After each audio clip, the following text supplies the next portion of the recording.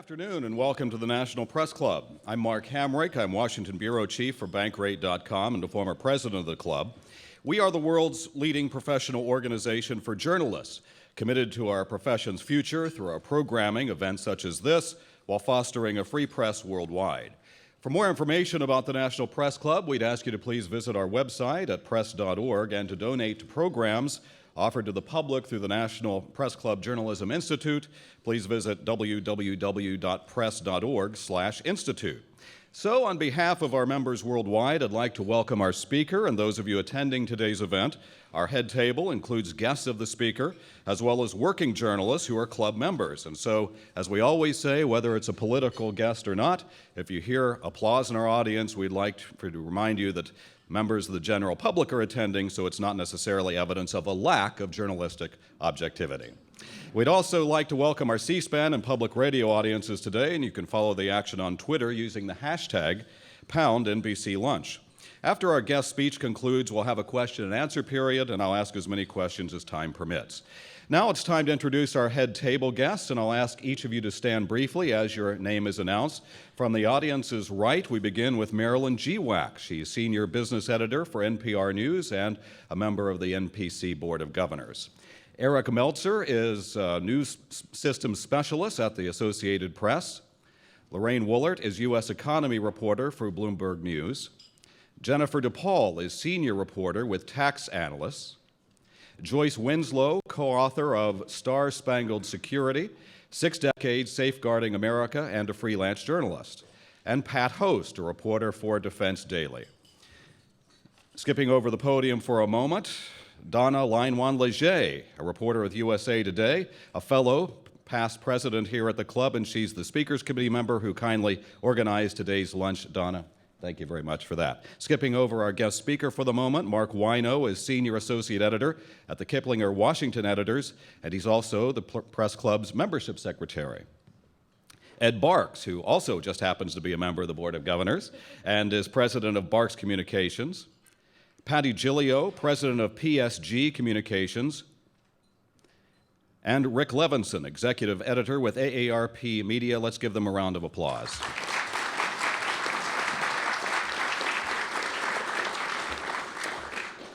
Walt Bettinger has been thinking about retirement since he was 22 years old, but not the same way that most of the rest of us have been thinking about it. Let's go back to 1983, and Bettinger, fresh out of Ohio University with a degree in finance and investments, founded the Hampton Company, a retirement plan provider. And then fast forward a dozen years later, and Hampton was so successful that the Charles Schwab Corporation scooped it up, and another dozen years later, in February 2007, he became president and chief operating officer of Schwab, essentially namesake founder Charles Schwab's right-hand man. We're assuming he's right-handed.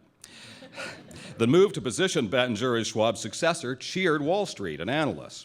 But at issue was who would lead this firm managing $2 trillion in client assets and 9 million brokerage accounts after Schwab himself, who remains company chairman. Our guest speaker, an Ohio native, now leads a workforce of nearly 14,000 full-time employees from the company's headquarters in San Francisco. With branches in 300 U.S. locations, as well as in London and Hong Kong, Schwab is one of the world's largest financial services firms. He officially took the helm on October 1st, 2008, in the midst of the financial crisis and amid stiff competition from other discount brokerages such as TD Ameritrade and E-Trade Financial. But despite all of that, Schwab added 900,000 new brokerage accounts to its client base in 2012 alone. Last month, we're told the company reported a 17% jump in third-quarter profits and topped Wall Street estimates with earnings of 22 cents a share. This year, the company added a new program of commission-free exchange-traded funds called ETF OneSource. Our guest speaker attributes Schwab Corporation's success during challenging times to its strategy of building investor trust and maintaining that trust by seeing investments through the client's eyes.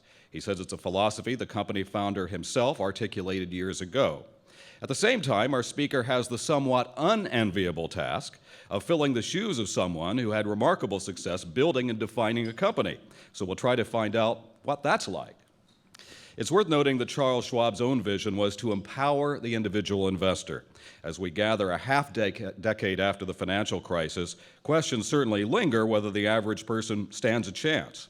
Maybe the question will never go away, but we have an opportunity today to delve into a wide range of questions involving what ultimately is very important to all of us, and that is the personal financial lives of all of us. Please give a warm National Press Club welcome to Walt Bettinger.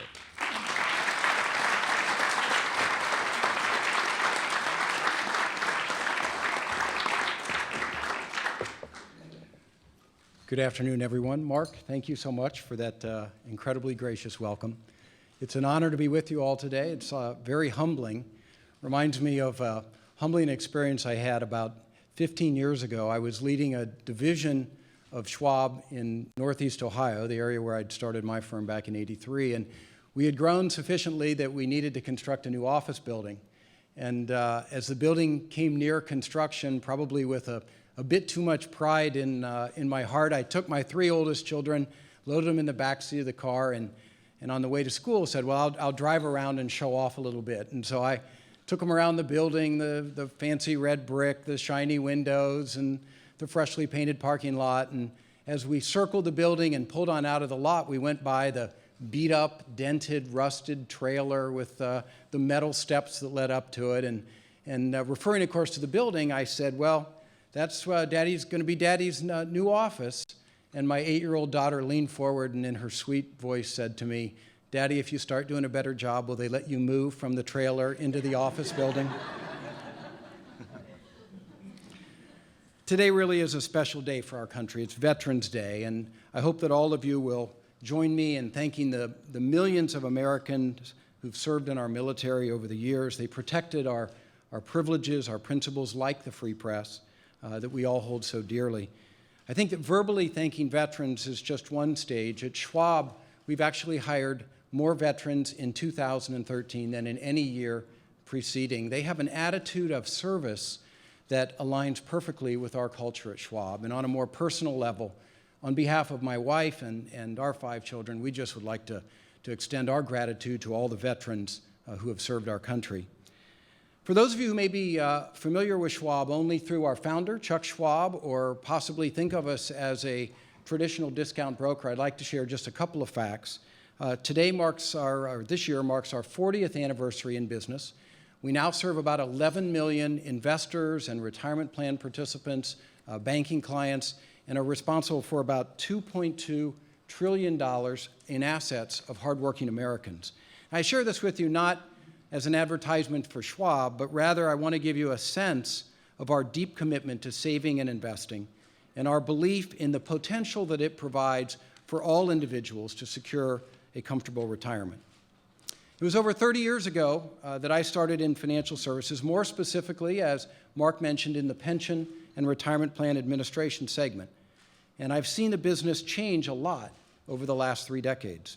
I've been fortunate, perhaps, to have played a very small role in some of that change, and I've watched the demise of the pension plan and the transition to 401k plans, a vehicle that today serves over 50 million Americans. Interestingly enough, from our research, for over half of those Americans, the 401k is their primary or exclusive savings they have outside of Social Security. So when I share a little bit about that context, it may surprise you to know that as I stand before you today to talk about 401k, I'm actually fairly disappointed. I'm frustrated, and it would not be stretching too far to say I'm a bit angry about the 401k system. The 401k plan that we have today, that we know today, serves everyone, the employers, the service providers, the firms that manage the money, the consultants who advise the employers. I think it works well for everyone, except for the one group of people it should really be working for, and that's the average hardworking American. My sincerest hope is that with your help, influencing and shaping opinions across our country, that we can ignite a transformation, a fundamental change and fix in the 401k industry that our 51 million hardworking Americans need. Now, my career with Schwab began in 1995. Schwab purchased the firm that I'd founded about a dozen years later. And with that acquisition, Schwab established a beachhead in the 401k industry. We were a latecomer. We had no installed base to protect. So as a result, we did things that were a bit disruptive in the industry. We're credited with starting the concept of open architecture, which was the idea that employers and their employees should be able to choose their investments from a broad lineup, not just the single fund family that maybe manages the 401k. As a result of some of these innovations, I probably received some undue credit and some accolades, and it was at the event recognizing one of these that I really hit a personal inflection point. I was recognized by a major industry publication with a Lifetime Achievement Award. And that Lifetime Achievement Award, a very handsome crystal trophy. And as I sat in the taxi cab and rode back to my hotel after the event, I looked down at the impressive trophy and I read the words it said. It said, recognizing contributions to the retirement security of working Americans. And as I sat there and read that inscription over and over, I felt a lump in my throat start to form. And that little voice that was inside me, that little voice that I know that we all have, it whispered to me, Walt, is that really what you've done? I thought about growing up in a small town in the Midwest, one of 4 children, stay-at-home mom, father was a professor, and I wondered how my parents would have fared if the 401k had been their form of retirement.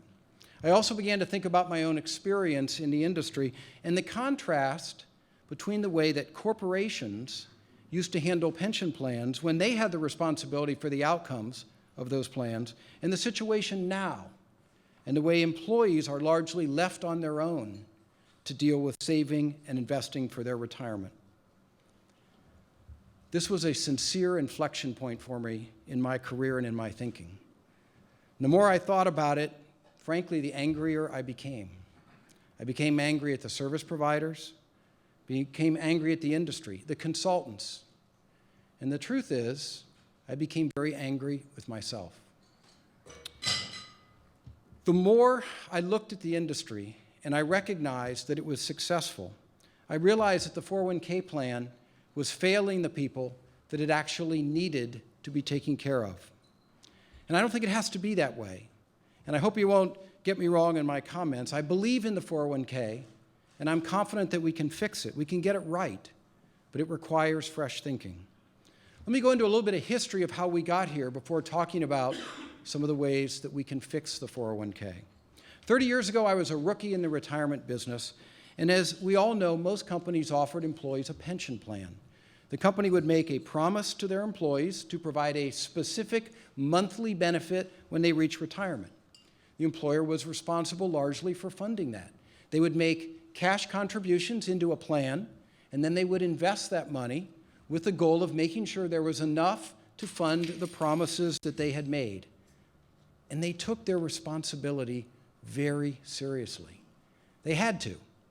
Because if they fell short in accumulating the money to meet their promises, there was really only one option. They wrote a bigger check into that plan, reducing their profits and, of course, reducing returns for their shareholders. Employers took that responsibility seriously enough that they hired legions, fortunately for me at the time, legions of actuaries and advisors, consultants, accountants to help them make the right decisions. I mean, surely no manufacturing firm or hospital or newspaper company, for that matter, would see themselves as having all the competency needed to manage this enormous promise that was being made to employees. So what happened? Well, eventually, companies realized that the retirement obligations that they had made to their employees were beginning to affect their current operations. They were starting, in many cases, to spend more money on funding these pension plans than they were spending on current operations in the company or even their current employees. More succinctly, pension plans became economically unfeasible for most companies. At the same time, a new solution was on the horizon, 401k plans. They were initially designed to be a supplement, but employers, understandably, and I helped many of them, connected the dots.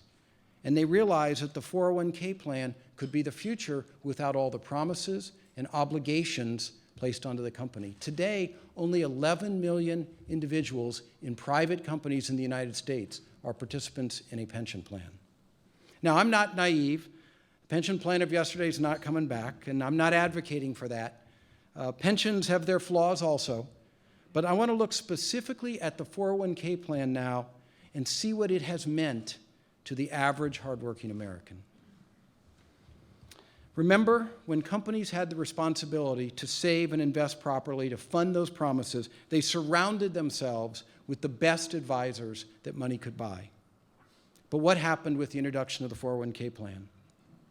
Most of us probably know because we've experienced it. Employees sat in maybe a 1-hour education meeting. We got a glossy brochure that explained the plan. We got a list of mutual funds that we could invest in, usually actively managed funds. I'll bet a bunch of us got these little sliders. Unfortunately, I helped design this one.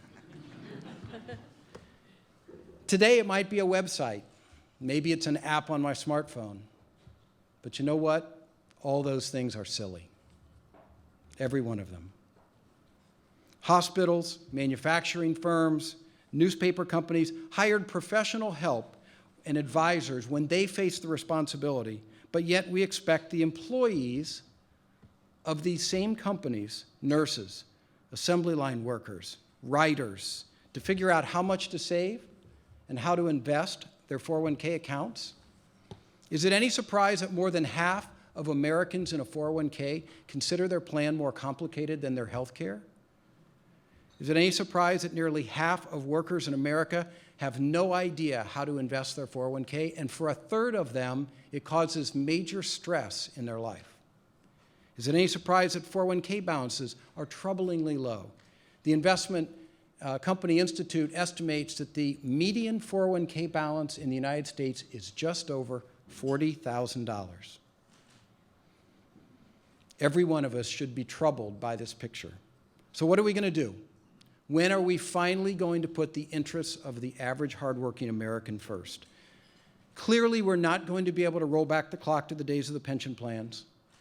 Also, I do not think we should throw out the basic framework of the 401k plan, but it has to be fixed. Frankly, I'm going to share with you today that it isn't that difficult, but overcoming the resistance to the necessary fixes is difficult. There are people throughout the industry who are currently employed and compensated by the current approaches, from the service providers to the investment managers, the consultants, and yes, of course, myself. Every one of us needs to take a step forward and think about things differently in a manner that hit me in that cab ride in New York City 5 years ago. We have to ask ourselves, when are we going to put the interests of the average hardworking American first? I think the time is now. There are two relatively simple steps that we need to take that will largely achieve what I'm proposing. The first, every single participant in a 401k plan, every one of them, should be automatically enrolled in customized, objective, unbiased advice on how much they should save and how that money should be invested, given their personal and unique circumstances. And second, we need to dramatically lower the level of fees associated with the management of 401k accounts. Simple? I think yes. Even pretty obvious? I'd say yes to that too. Easy to do in an industry that employs tens of thousands of people, generates billions of dollars of operating profit? No. But if we don't address these issues now, I think we'd all agree that the social and financial challenges facing our country can be overwhelming. How do we do it? How do we ensure that every 401k participant gets customized objective advice and pays lower fees at the same time? Here's how. We start and we automatically enroll every participant into professional advisory management services. Now, these are services that have to be delivered by independent people, acting as a fiduciary. That means their interests are put behind the interests of the individual employee. These cannot be employees of the firm that services the plan. If Schwab's servicing a plan, cannot be Schwab employees. Have to be independent. And the services should be as customized for each employee as the employer received back in the day when they had the responsibility. Should look at things like the employee's age, their risk tolerance, outside assets they might have, how those monies are invested, marital status or partner status, do they have a job, do they have a pension plan, and a whole host of other factors.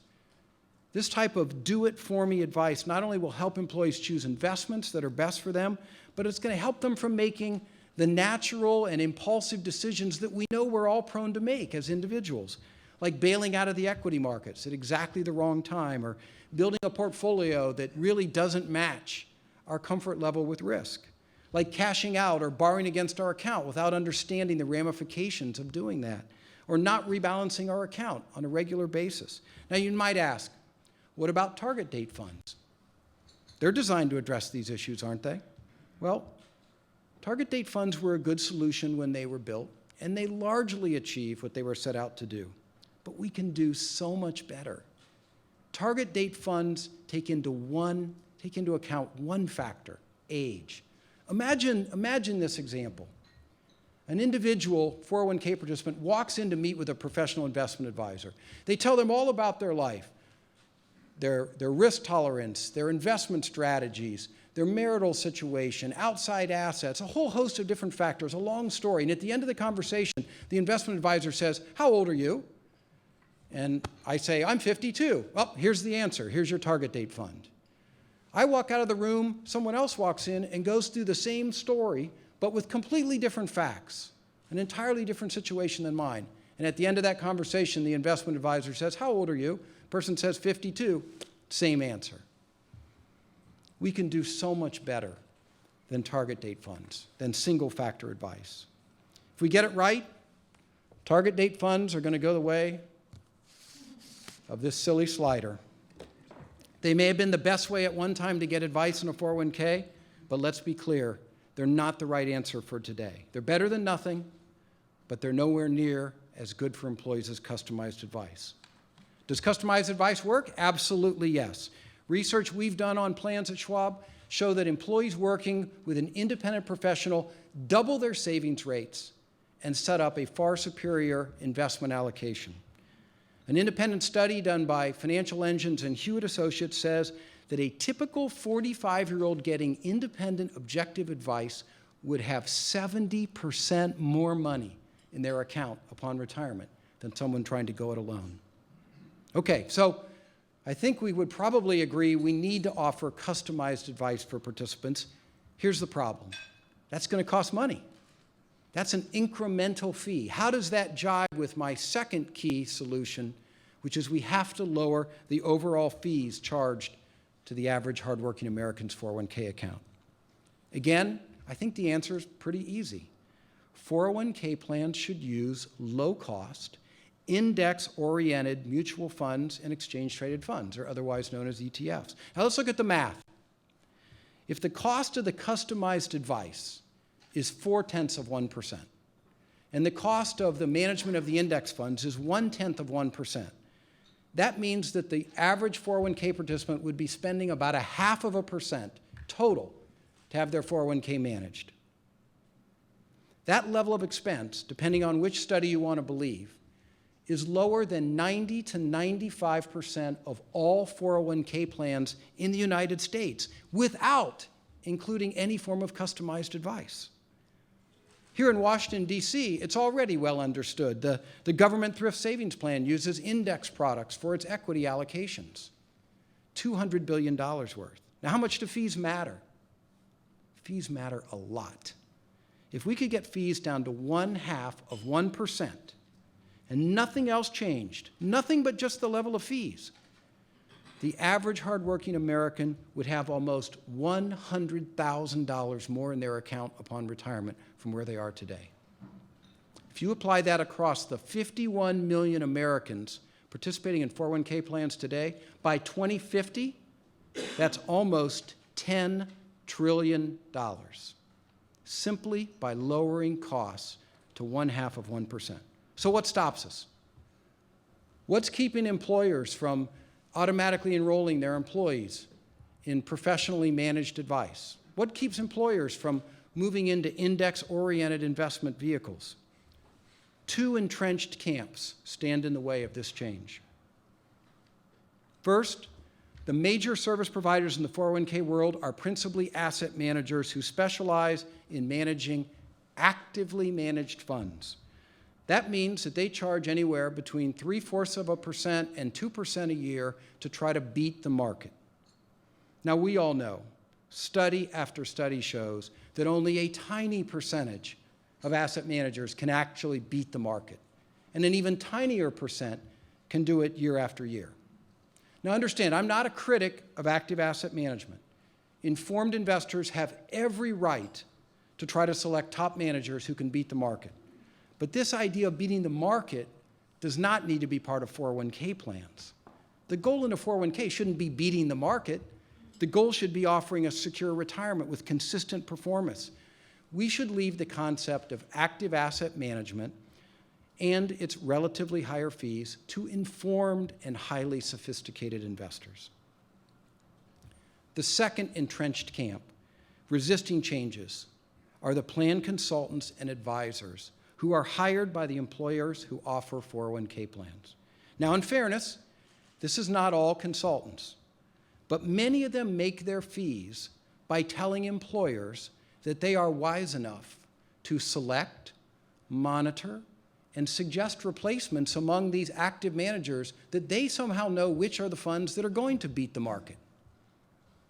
Why do they hate what I'm talking about today?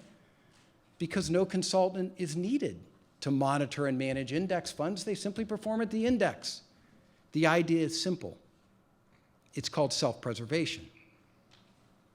This issue is so pervasive that at Schwab, as we've begun advocating for the ideas that I'm discussing today, we've actually had consultants threaten that they would do everything in their power to convince employers that we serve in the 401k industry to fire us if we publicly spoke about the ideas I'm sharing today. So we know the two problems. First, we're asking assembly line workers and nurses and riders to manage money like they were experts. And second, we're saddling these same workers with excessive fees, which place a drag on their account growth. And we know the solution. One, automatically enrolling these workers in professionally managed, unbiased, objective managed programs, and ensuring that their money is invested in low-cost mutual funds and ETFs. And lastly, we also know who wants to maintain the status quo. The investment managers who make billions on their actively managed funds, and the consultants who make millions ensuring that the employer believes they can pick the best of those actively managed funds. Question is, do we have what it takes to push for change? As I've mentioned, at Schwab, we've already begun to implement the approach I've described here. We brand it Schwab Index Advantage. And we are taking a lot of hits from those people who depend on the status quo, entrenched service providers, consultants, frankly, and amazing to me, even the industry press. But that's okay. I work for a man who made a living out of challenging the status quo. We're just one firm, and I'm just one person. We need everyone to get behind these types of changes. Now, I'm one of those people whose personality is that I'm often accused of being overly optimistic, but I believe there really is a chance for change. I would argue that over 50 million Americans are counting on us to fix the 401k. For me, it started 5 years ago in a cab ride in New York City. When it comes to the 401k industry, my hope is that we can all agree that it's finally time to put the interests of the average hardworking American first. Mark, thank you so much for the opportunity to be here, and thank you to the National Press Club.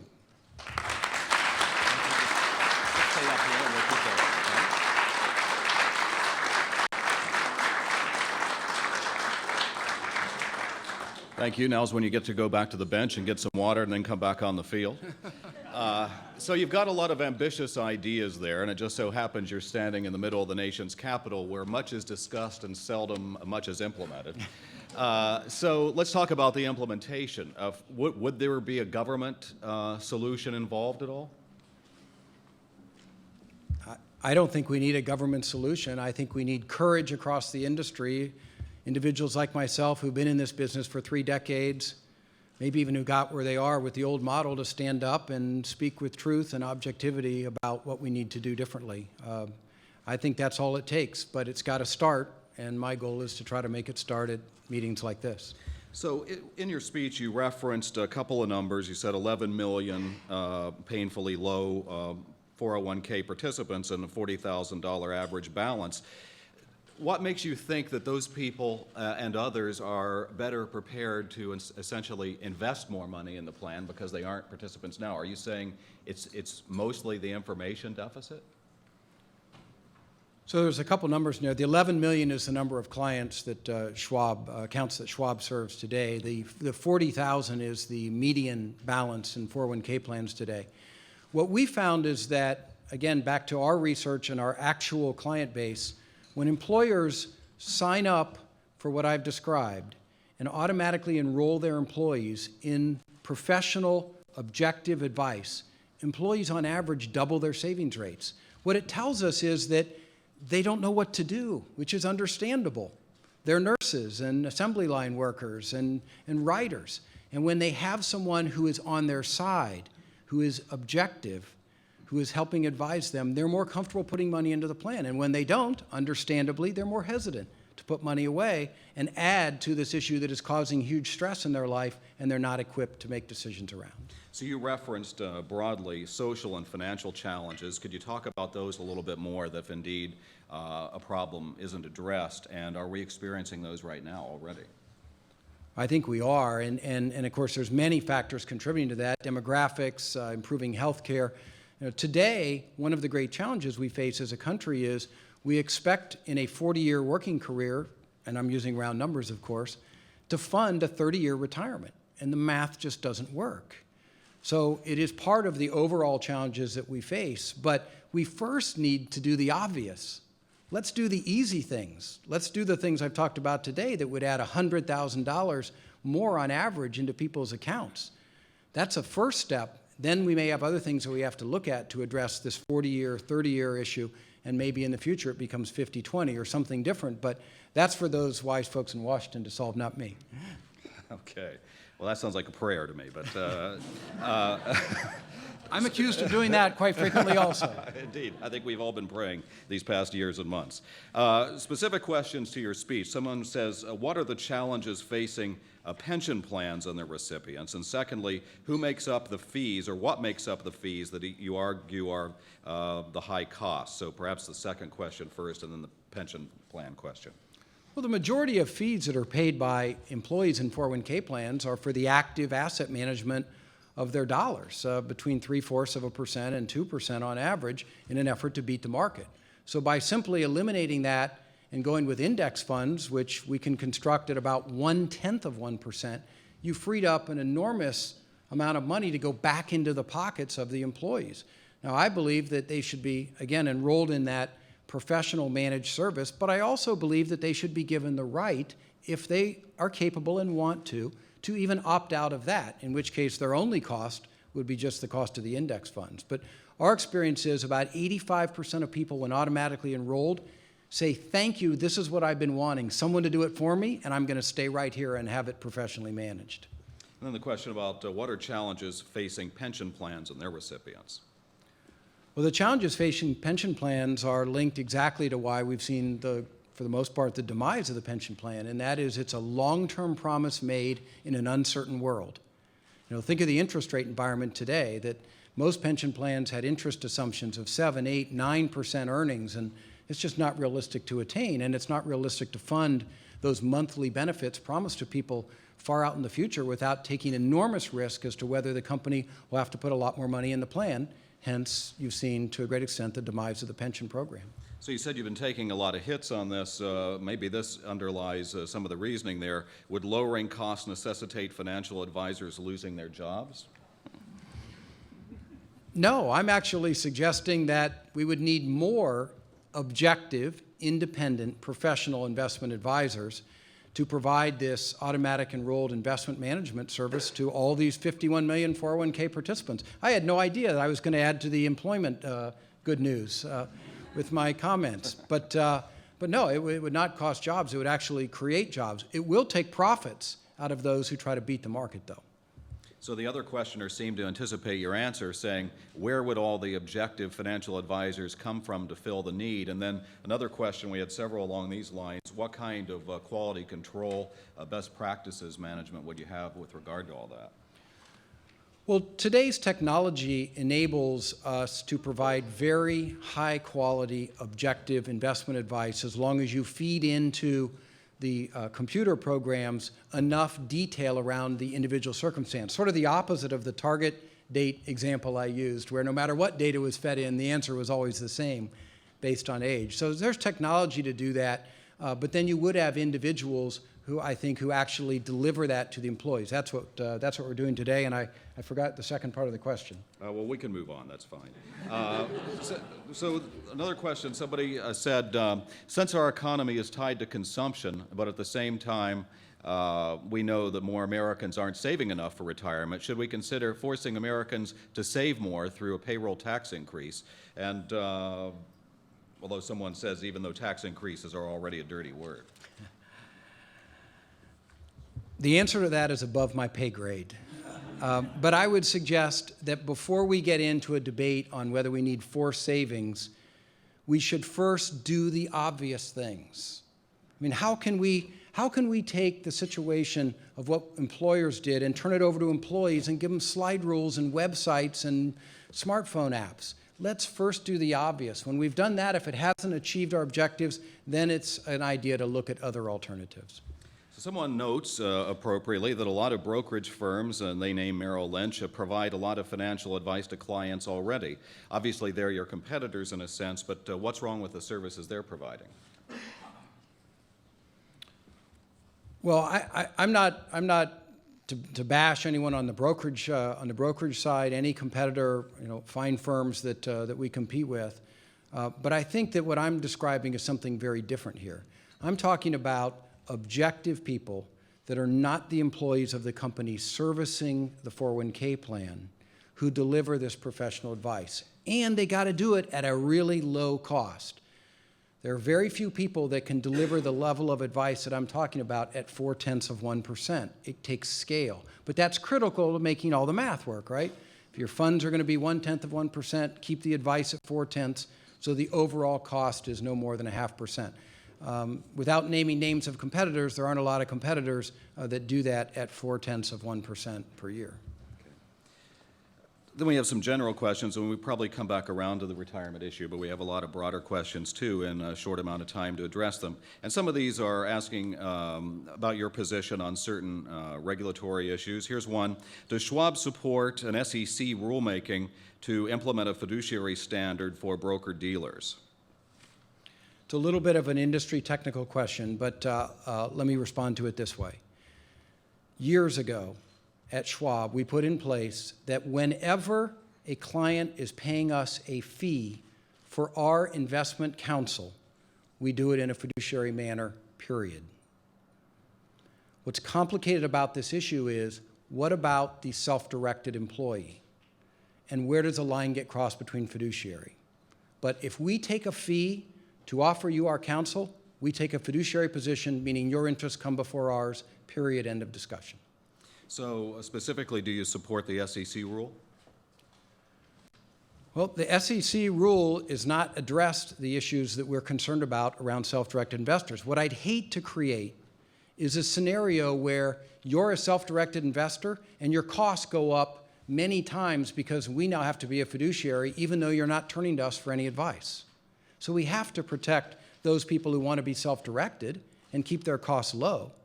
But if you want our counsel and you pay us a fee for that, we should absolutely be a fiduciary. And there's a similar effort underway, as I understand it, at the Labor Department. So someone is onto that too, and they say, do you support the Labor Department proposing a fiduciary rulemaking under the ERISA standards, I guess? I think for the most part, the issue is similar, which is if we're being compensated by you to offer you advice, your interests have to come first. There shouldn't, in my mind, there should be no debate around that. But we can't force self-directed people who don't want our advice to pay dramatically more simply because of a new legislative rule. We are in Washington, so those questions from time to time come up. They're fair. In fact, the Labor Department, I think you could throw a stone from here if you wanted to, but we wouldn't be for that. I don't throw stones. Very good. So here's a question getting back to the retirement issue. What can we learn from other countries around the globe? And I was wondering, as you were speaking, are there systems in place elsewhere in other countries that are getting closer to the kind of system that you're talking about? I don't know the answer to that, whether they're getting closer. I believe the ideas that we're talking about, though, are universally applicable. I don't think that they're unique just to our country. And as other countries evolve in their defined contribution plans, I think our hope is that people will consider the simplistic concepts that we've shared today and consider implementing them. Would you agree with the assumption that one questioner has here that it seems as if making the argument for saving for retirement is most difficult among young people? And do you treat that problem differently, first of all, at present, when you're advising individuals? And how can you address the problem more generally as well? What our research has shown is that one of the major reasons young people hesitate to save is because they feel even less prepared than someone who may be older to make all these decisions that we're foisting upon them. And that when you offer professional counsel for them that is objective and they know that they can trust, they are more willing to sign up than if they have to try to do it all on their own. Go back to some of the statistics I shared.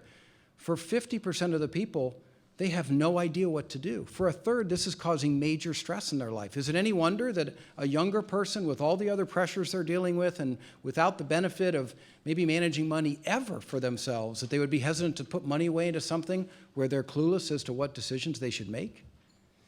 This is sort of a quality control question as well. The person asked, what are the backgrounds of Schwab employees who talk to potential clients before they refer them to portfolio managers, assuming they do?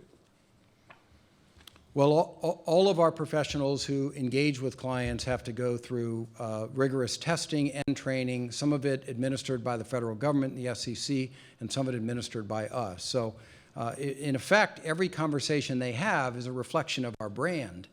And so given that, we take very seriously the training that these individuals go through prior to engaging in any direct recommendations with any client. So there's obviously been a heated debate, a political debate about some immediate needs of the Affordable Care Act and some that are longer term. Obviously, you're an employer. We referenced that at the beginning. How does that affect your employment outlook within the company, and what has your experience been in trying to manage the health care needs of your own employees?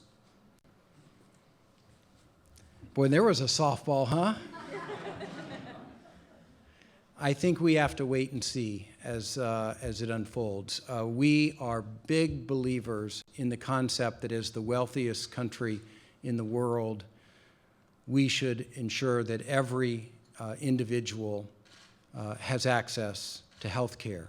How to do that is complex, and the unintended consequences of policies still being formulated, we have concerns around.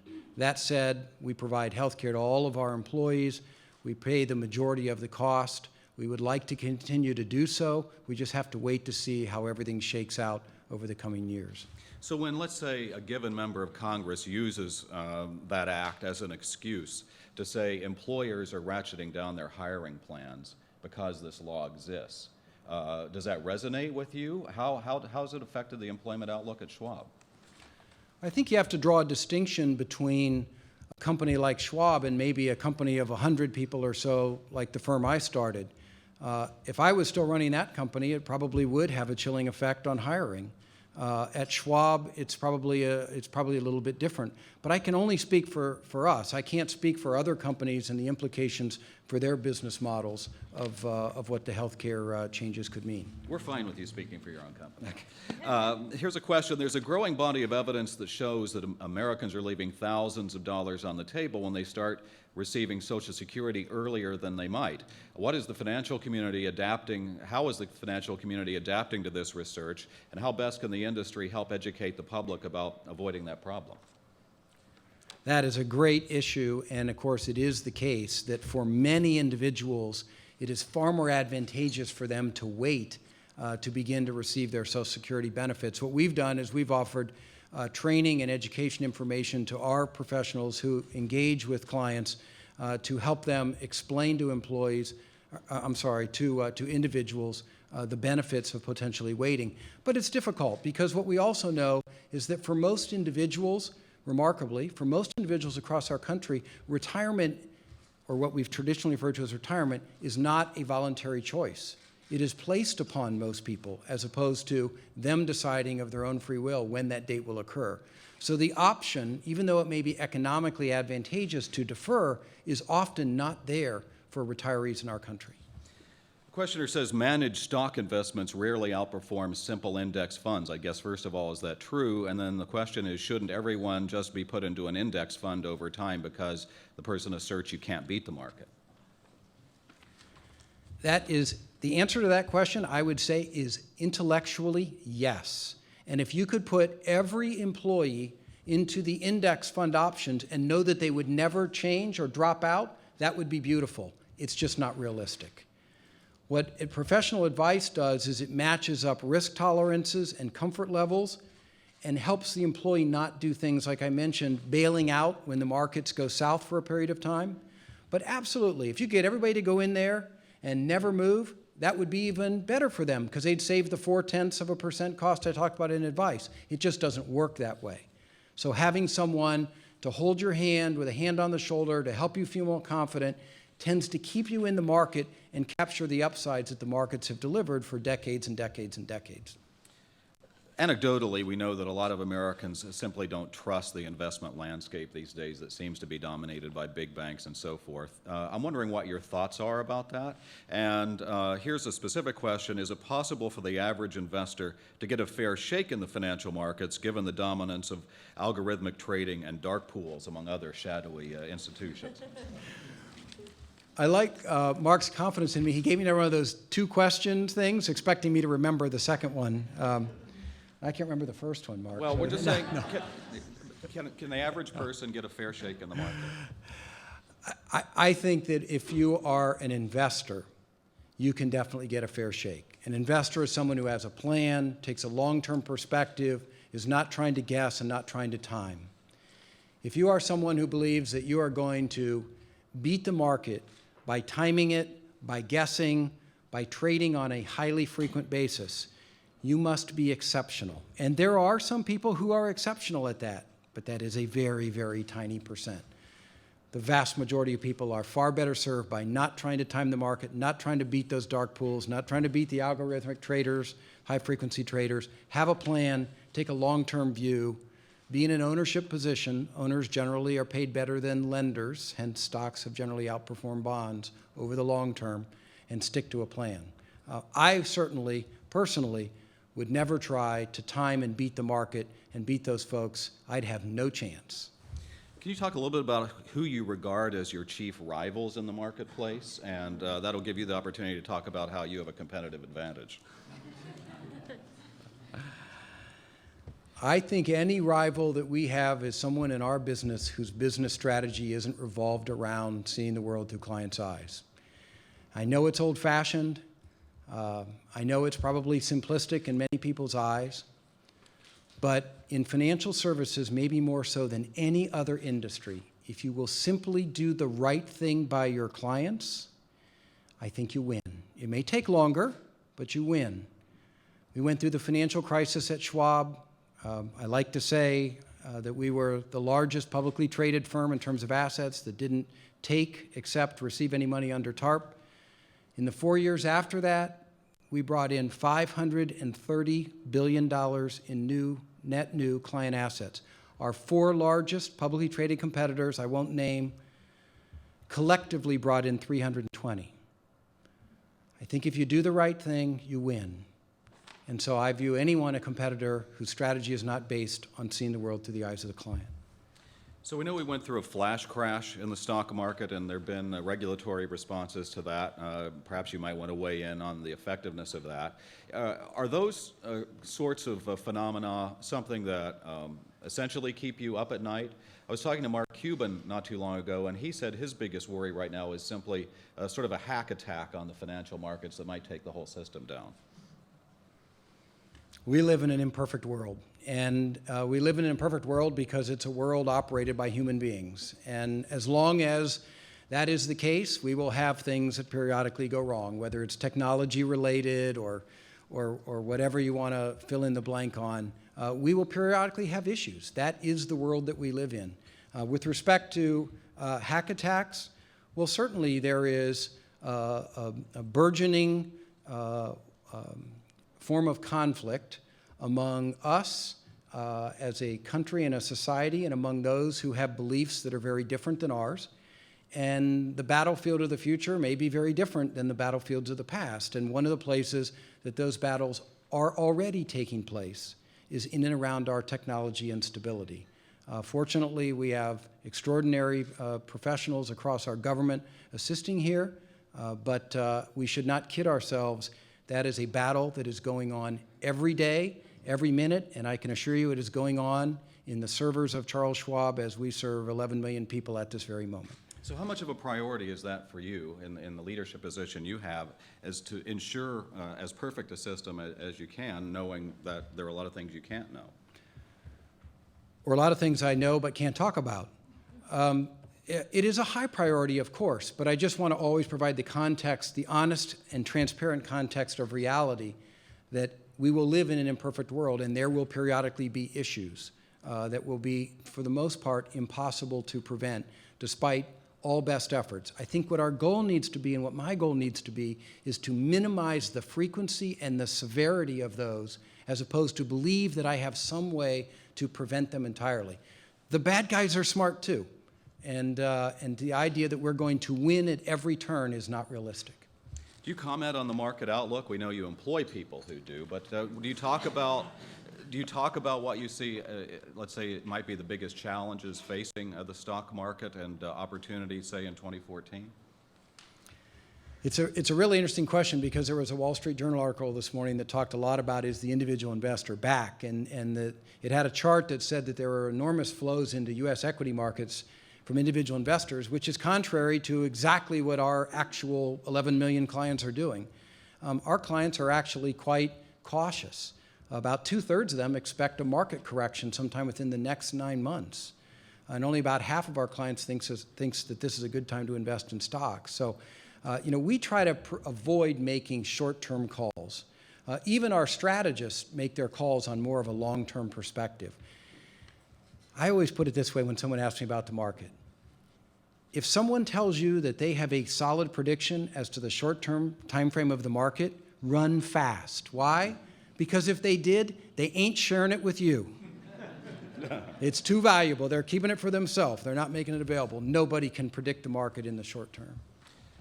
We presume that we have a very important transition at hand here in Washington, and that is that Chairman Bernanke steps down at the end of January. Vice Chair Janet Yellen has a confirmation hearing coming up later this week. Any thoughts about that transition and the particular person involved coming in? I don't have any comments on Ms. Yellen, but I will say that our clients are concerned about the policies of the Federal Reserve. And our clients would like to see the Federal Reserve begin a process of heading back more toward a market-driven approach to interest rates. And there will be pain associated with that. We all know that. We've been taking this drug for 5 years. You can't go cold turkey off a drug or even begin to slow it down without some pain. But I think the fear on the part of our investor clients is that you can't stay on the drug forever either. And so the sooner we begin to take steps that take us back to a more sustainable environment, operated more on a market basis, they would feel a whole lot better. Many of the clients who anticipate crashes in the market, it's because of concern around the ongoing policies of the Federal Reserve. But you're not saying Ben Bernanke's a drug pusher, right? Not in the least. Okay. Not in the least. But the policies are like a drug that we've been on for 5 years. I think the patient, it's time to start to wean them off. Just one quick question before we get to the final question, and I alluded to this in the introduction. How tough is it to follow in the shoes of Charles Schwab yourself? I think it's an extraordinary honor. There's one Chuck Schwab, and I've never tried to be Chuck Schwab. I've tried to be Walt Bettinger. I have a fabulous relationship with Chuck. We meet on a regular basis. I mean, how fortunate am I in my role to be able to sit down and effectively get counsel from someone like Chuck, an icon in the industry, whenever I want it. So from my perspective, it's the greatest scenario I could ever envision. In fact, when Chuck and I talked about the transition, my number one concern that I expressed to him was, are you going to be around to offer counsel to me whenever I would ask for it? And sometimes maybe even when I wouldn't, I would still benefit from it. So we have a great relationship, and I consider it an honor to serve under Chuck. Thank you. Well, we're almost out of time. Before we ask the last question, a couple of housekeeping matters to take care of. I'd like to remind our audiences about some upcoming events and speakers, and they are a diverse group to say the least. On November 18th, Gloria Steinem, a feminist activist and founder of Ms. Magazine, will be here at the club. And then the chairman and CEO of General Motors will be here on December 16th. And secondly, those of you who are here in regular attendance know that we'd like to present our guest with the ceremonial NPC coffee mug as a way of saying thank you. Thank you. Thank you, Walt. And so the final question today is, what's one decision, either regarding your personal finances or an investment as an individual, that you really regret making? How much time do we have? I don't know that I can boil it down to one. I guess I would say, looking back to the internet bubble, I probably held on to a few stocks a little longer than probably made sense. But there's too many that I can speak to. If I'd have just had that professional advice and a plan, I would have been a whole lot better off. There we go. Thank you. How about a round of applause for our speaker today? Thank you, Walt. Thank you.